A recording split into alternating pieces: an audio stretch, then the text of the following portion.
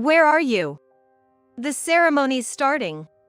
I yelled into the phone, finally getting through to my husband, Charles.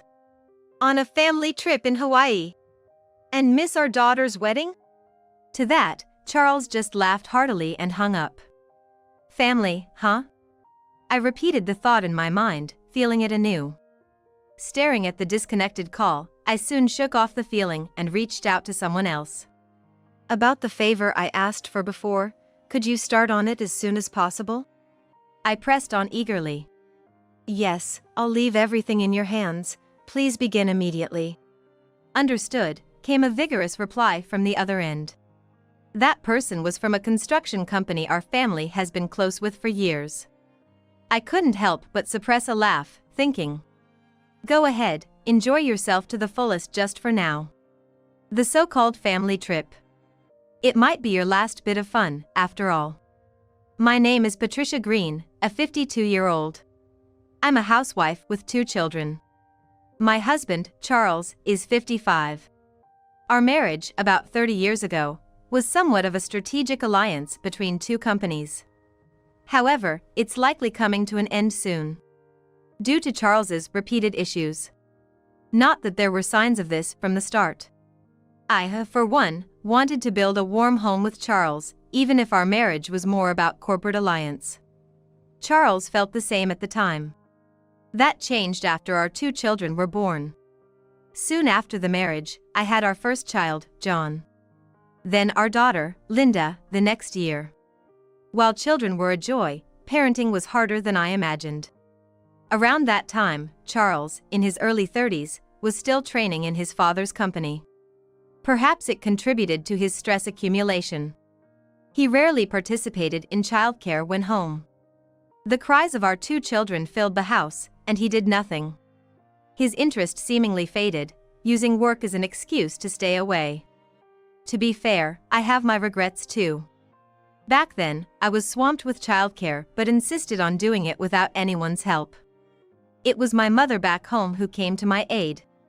Though my parents are no longer with us, remembering this makes me truly grateful for their presence. Without the housekeeper my mother arranged for, I would have completely succumbed to childcare stress. But once I got past that period, the kids really were adorable. With Charles often gone, engrossed in his work or at his family's place, childcare became my raison d'etre. Suspicious of his constant absence, I once asked, "Where do you always go?" Charles, who would usually dodge the question with vague answers, didn't accompany us for our son and daughter's events, prompting me to confront him. His response was, "You should just do as you please on that front. I have things I need to attend to." I couldn't fathom what was so important that it trumped our children's milestones. What's so important that you'd miss your children's events for? I snapped at him then. His answer was this. You know I have a younger sister, right? Yes, you mentioned she's 13 years younger. Mia, was it? That's right, Mia. She's having an important party, and I need to discuss some things about that with my parents. His preference for his sister over our children made me snap. Excuse me? But Charles, as if it were the most natural thing, retorted, "You've been so busy with the kids, you probably didn't notice, but they're going through a tough time too." I was at a loss for words. However, the same scenario repeated itself. Charles began to excuse himself for his sister's sake, even for kindergarten and school events. He wouldn't attend the events but would go to her party. He'd miss our children's events but make it to Mia's graduation. Where does Charles consider home and who does he see as his family? I often wondered. I accompanied our children alone to their events. Father's presence faded from our children's commemorative photos. Eventually, the kids realized their father was absent from their important events. Later, they faced exams at school. And they started making decisions about further studies and jobs. They did so independently. They had first sought out what they wanted to do, then finding suitable schools and considering their options without much consultation. They'd only consult me to the extent of asking, "I want to go here, what do you think?" "I don't want to burden you," they said, a sentiment they expressed since school time. Having a clear idea of what they want isn't bad. It shows they're highly independent. But it saddens me to think they've learned not to rely on their father, understanding he's unreliable. I haven't exactly been a role model myself. Since getting married, I've been a full-time housewife. Sure, I'd occasionally get called in for something related to my family's business, and it seems my parents, along with my brother, were keen on leaving me some assets early on. My parents passed away about 10 years ago. Both still in their 70s. The company was left in the hands of my brother, Joseph, and I've been given a fair share of other assets from the inheritance. As for Mia, Charles's sister who he doted on, spoiled by him and our parents, she landed a job at a subsidiary through our father's connections after her college graduation. But she seemed to treat it as a temporary gig. After working for 2 years, she quit as if it was time to prepare for marriage. It seems she never really liked working in the first place, and ended up living a leisurely life at home. And neither her parents nor her brother, Charles, said anything about it. In fact, they seemed pleased she wasn't working, as if that was too much for her. She actively sought out arranged marriages, but for some reason, they always fell through. Mostly, it seems, due to Charles's opposition. Whenever Charles objected, Mia would simply accept it, saying, "If my brother says so." Before we knew it, she was in her 40s. And she is unmarried, just continuing on as she always has. By contrast, her parents are now in their 80s. Unlike my parents who passed away early, they're still hardy and robust, but you'd think there'd be some concern. Yet, Mia does nothing, living carefree as ever. The father remains the company president, with no sign of Charles taking over. Charles might be eager to take the helm, but his father isn't budging. I couldn't tell you why. I've been fed up with Charles for a long time. Even my brother and his wife said it might be best to part ways at some point, and with the kids now independent, I'm thinking about starting a second chapter in my life. Fortunately, my parents transferred a significant amount of assets to me early on. With that, I could start something new or just take a break. I've been thinking it over for a long time. And I've been gathering evidence to ensure I come out ahead in the divorce. My brother's lawyer has been giving me plenty of advice. But then, something happened that put those plans on hold. Linda is getting married. Her fiancé is 8 years her senior, a colleague from Mike's company where she met him working as a senior employee. He's quite capable, rumored to be transferring to an overseas branch soon. Linda, having seen Mia as a cautionary tale, made sure never to disclose her family connections at work. Flaunting such things is foolish. Just like at school, showing off wealth only makes you disliked. It was Linda's reasoning. I've tried to inform Charles about the wedding. But as expected, he keeps saying he's too busy and flees the conversation. I just respond with, "Oh, is that so?" when looking at him. I still sent him the invitation and details via card or message. But I didn't bother to confirm his attendance. And on the day, we all headed to the wedding venue. But even on the morning of the day, there was no sign of Charles showing up. I decided to give Charles a call. "Where are you?" "The ceremony's about to start. On a family trip in Hawaii." I blinked in surprise at his response. "And miss your daughter's wedding?" To that, Charles just laughed heartily and hung up. I sighed and looked up at the ceiling for a few seconds. "Family, huh? Family." I repeated it several times in my mind. Probably, the trip to Hawaii was with his parents and Mia. Though I knew it, this really was the last straw. To Charles, family meant his folks back home, not us. Of course, I've known this for a long time. I had no expectations from a marriage of convenience. He probably felt the same. The difference between Charles and me was that I initially tried to make a family. And Charles did not. Continuing this charade for over 20 years was for the children's sake. The children themselves might not have cared whether their father was present or not. Still, I wanted to maintain some semblance of normalcy until they became adults. That might have just been my pride. The children might have found it easier without such pretenses. Well, that's fine. Taking a deep breath, I made another call. Speaking to a distant voice on the other end, hello, it's me. Yes, Patricia Green. About the matter I asked you before, could you please start on it as soon as possible? I spoke rapidly. Yes, I leave everything in your hands. Please start immediately. Understood, came a spirited reply from the other side. The person on the other line was from a construction and architecture company our family has been associated with for years. And I thought to myself with a suppressed laugh, go ahead, enjoy yourself to the fullest just for now. The so-called family trip. This might be your last bit of fun, after all. Then, a month later, I received a call. I answered on my tablet. There, a lawyer beamed at me with a full smile. Mrs. Green, or rather, Ms. Williams, would be more appropriate now. The lawyer called me by my maiden name. So, the documents have been processed, then? My voice perked up unexpectedly. Yes, I've made sure to compile everything properly. The lawyer on the screen has been affiliated with my family's company. Continuing, I asked him, could you tell me what's happened in these last 2 weeks? Anticipating that you'd ask, I've prepared all the necessary information. I couldn't help but smile gleefully at the lawyer through the screen. Right now, there's a distance half the globe's circumference between me and the lawyer. Yes, I've bought a house in Russia and am living here. This is because my daughter's husband was transferred to an overseas branch, as had been mentioned before their wedding. According to Linda, he was so concerned about my language skills. But, you won't know until you try, and once you're there, you'll manage somehow. So, it's going to be fine. I've always made do. She had said confidently, and the newlyweds are living in Russia, at the branch now. And I'm living in a separate house on their property.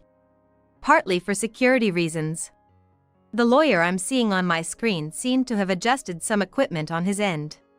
First, here's this. He showed me what had happened during Charles and their Hawaii trip. Hold on, why can't we get into this hotel today, was his father shouting. Under a bright blue sky, he was wearing an aloha shirt. I'm sorry, but today we have an exclusive wedding and party booking. What? The top hotel on the Big Island? Yes, that wedding on the Big Island was Linda and her husband's. Though Charles and his family had flown from New York to Honolulu and then to Maui, we had directly gone to the Big Island of Hawaii. We planned to enjoy the resort leisurely before the ceremony. They had no idea about any of this. Even so, I had made sure to inform them on the day, but it was ridiculous they didn't even know we were on the Big Island. It really showed how little they cared about us. It's strange, said the lawyer. Patricia, you did inform them of your destination, right? I did, through postcards and messages. They usually don't catch me, so it was kind of surprising the call got through on the day of the wedding, probably for their family trip showcase. The lawyer laughed at that absurdity. I made it clear we were having the ceremony abroad, here at this hotel on the Big Island. Yet, there they were, in front of the hotel, clueless they couldn't stay. They could have at least said they were attending the wedding.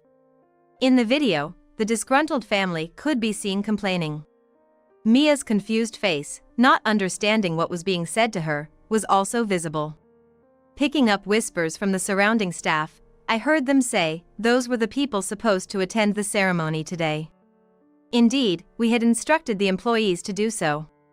If these individuals arrived and claimed they were here for the ceremony, let them in. If not, just here for a meal or stay, then, as we had the place booked for our wedding, they should not be allowed in. The ceremony was held grandly, and my daughter, her husband, and we left for Russia from Hawaii's international airport that same day. We had no intentions of returning to New York anymore. Meanwhile, furious, they seemed to have intended to return to New York from the same airport. But they were stopped there. Because Charles's card had been deactivated. Moreover, staff that had followed them captured this moment on video. What do you mean? My credit can't be used? This one, too? Indeed, sir. The card is not in your name, correct? Indeed, that was the case. Charles had taken my credit and bank debit cards, so I had them stopped. That bank account contained my personal assets. Charles had tapped into it, though I pretended not to notice. Doing so was bound to be discovered eventually. I had a separate account set aside that I could freely use, so even if one was depleted, it wouldn't impact my lifestyle. I overlooked it to gather evidence. Damn, why has it been deactivated? Of course, because the owner stopped it, right? If you say that, we can't go back. We don't have that much cash. Seeing Charles getting angry, the staff sighed, anyway, these cards are unusable, so you cannot board the flight back to New York, and turned them away from the airport. Then, they had no choice but to return to Honolulu and borrow cash somehow. Attempting to borrow from acquaintances first, which also took some time. Their scheduled stay had already passed, leaving no room for pride. After all, the reason was the stoppage of the cards. Deemed to have problematic behavior, they were slightly detained. Barely making it back to New York, they refunded the travel fares from their account, but upon returning home to complain to me, they found nothing there. The sight of them, especially Charles yelling in front of the now empty lot, was too much. I couldn't help but laugh. What is this? Charles screamed in front of where the house used to be. And his parents dropping their luggage. Our home was built nearly 30 years ago by my parents as a new house for our marriage. It was well maintained and could have been sold if desired. But as it was my possession, and I intended to live in Russia, I wanted nothing left there. So, anything clearly belonging to Charles was stored in a locker, and everything else was disposed of by a service provider. That was the other call I made on the day of the wedding. What on earth? Charles was scratching his head on the spot, stomping his feet, and eventually fell to his knees, pounding his suitcase furiously. Seeing that, I couldn't help myself and burst into loud laughter. Hearing my laughter, Linda came over. What's going on, Mom?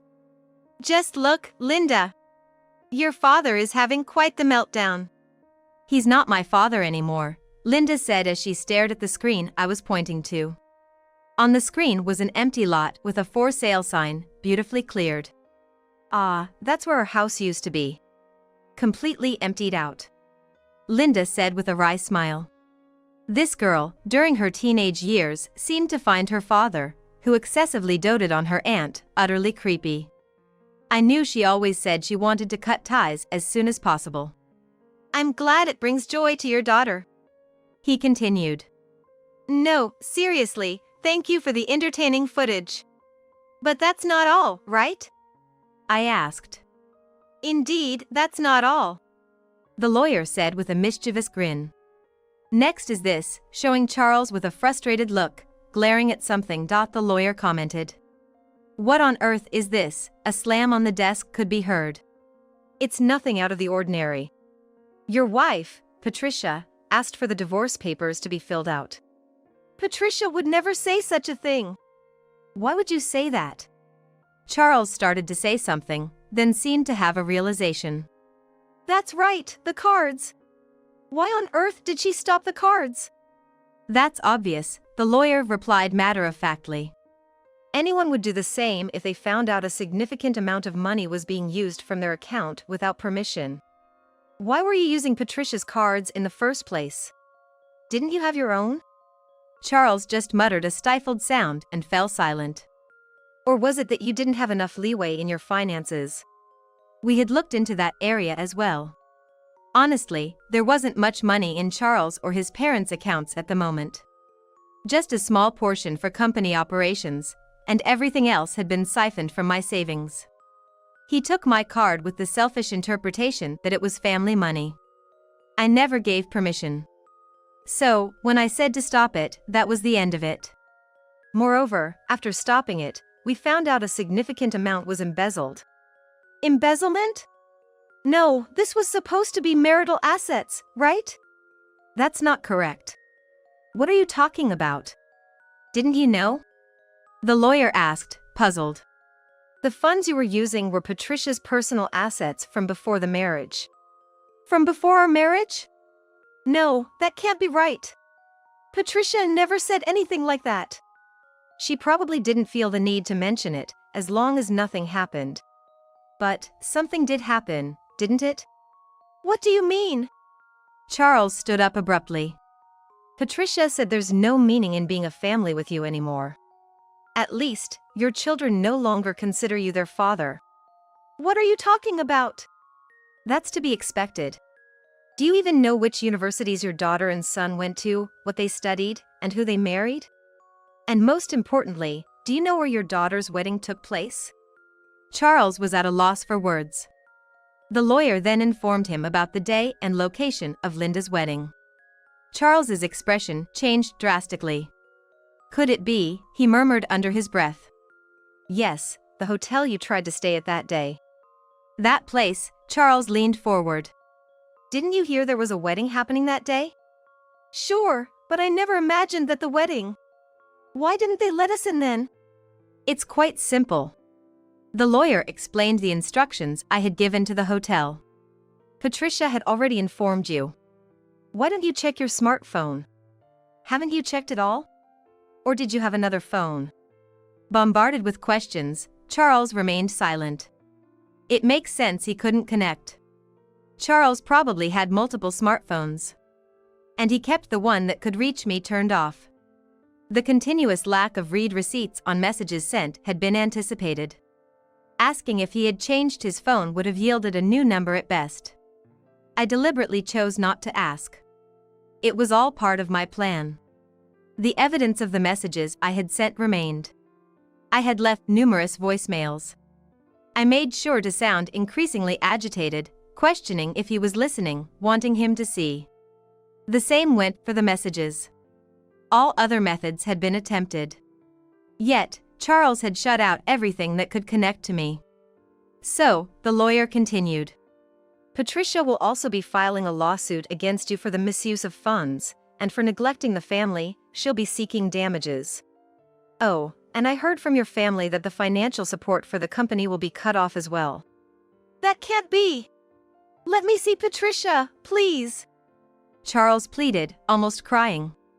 That's pointless. Why? Where is Patricia now? She's certainly not in the USA anymore. Charles's face at that moment was unbearable to watch. After the wedding, Patricia and everyone immediately headed to Russia. Huh? And you were detained, right? By then, they had already leisurely made their way.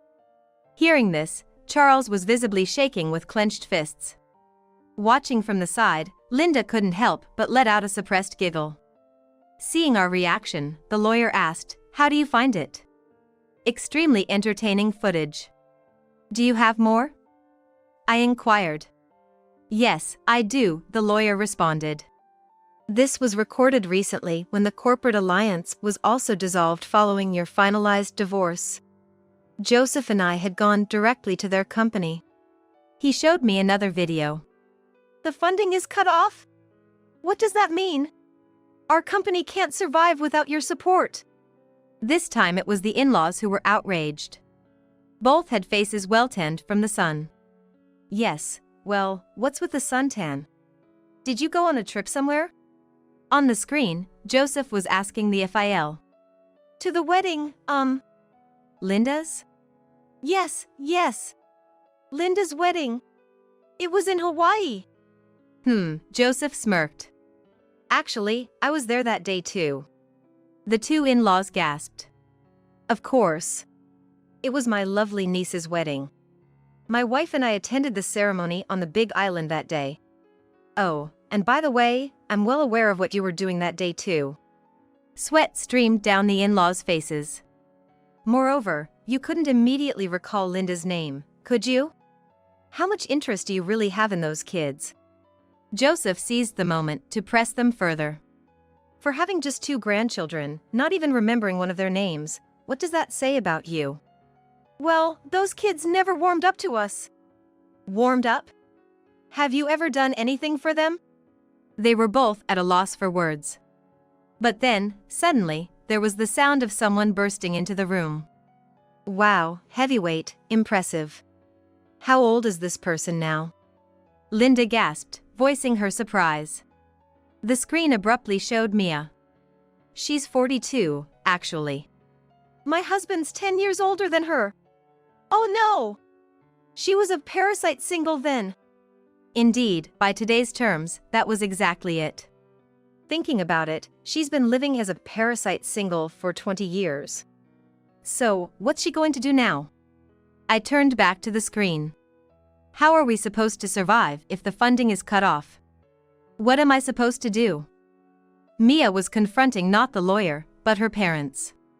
What's going to happen? Well, the divorce is finalized, and as such, we have no reason to finance you anymore, the lawyer said. What? Why did you let the divorce go through? Don't you get it yet? There were many reasons, but the clincher was the embezzlement by you folks. But it was marital assets. Joseph sighed deeply. Charles said the same thing. Well, of course, we were concerned, so we had already gifted Patricia her assets before the marriage as a living will. Does that mean you didn't trust us? Trust? There's no trust to be had with someone who misuses their spouse's property. Besides, how long have your son neglected his wife, daughter, and children? The in-laws were at a loss for words. Even I, as their uncle, attended their important events. Of course, Patricia came to our house too. Well, the fact that we stopped talking about such matters long ago probably means they stopped considering you family a long time ago. Joseph seemed to relish calling out the in-laws. Just as you deluded yourselves into thinking those three were a different family. Oh yes, Charles told Patricia on the day of the wedding he was going to Hawaii with family. The father-in-law looked up in shock, and the mother-in-law covered her face. Family?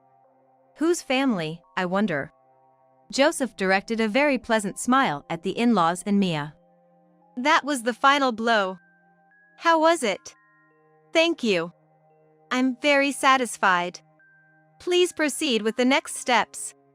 There's not much in the way of procedures left, to be honest. Linda and I exchanged smiles at the lawyer's words. Later on, the lawyer kept us updated. Joseph also reached out from time to time. Firstly, the in-laws company, unable to secure funding, was on the brink of bankruptcy and was absorbed by Joseph's company. Saving the employees was a must. The assistance to their company was originally because of the quality of what the employees made, not because the in-laws' management was any good. I hadn't heard much about this from the parents, but Joseph explained it anew. The father-in-law was ousted from his position as president. The in-laws sold some land they owned and moved to a rental.